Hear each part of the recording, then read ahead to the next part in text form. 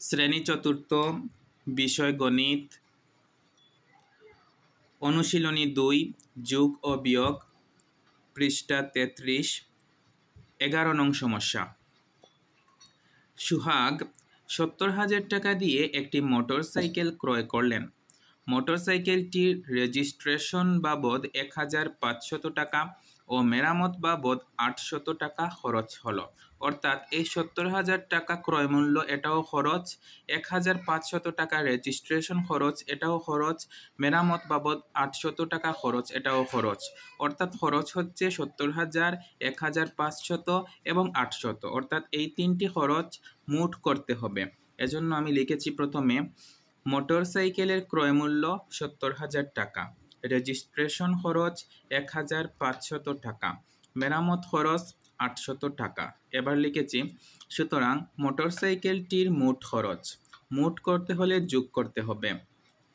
এবার যোগ করেছি 0 0 0 যোগ করলে 0, 0 0 0 যোগ করলে 0, 5 আর 8 13, 13 এর 3 হাতে 1, 1 এর 1 হাতের 1 এর 2, তারপর 7 এর 7, অর্থাৎ 72,300 টাকা।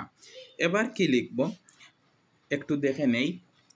এখন সে যদি মোটরসাইকেলটি 90,000 টাকায় বিক্রি করে তাহলে তার কত টাকা লাভ হবে। তাই আমরা লিখলাম মোটরসাইকেলটির বিক্রয় মূল্য 90,000 টাকা হলে সুহাগের লাভ হবে। আমরা জানি বিক্রয় মূল্য বেশি হলে লাভ হয়, ক্রয় মূল্য থেকে বিক্রয় মূল্য বেশি হলে লাভ হয়। ক্রয় মূল্য থেকে বিক্রয় মূল্য বেশি হলে লাভ হয়, তাই এখানে লাভ হয়েছে, তাই লিখেছি মোটরসাইকেলটির বিক্রয় মূল্য 90,000 টাকা হলে সুহাগের লাভ হবে 90,000 থেকে বিয়োগ করতে হবে খরচ 72,300 টাকা।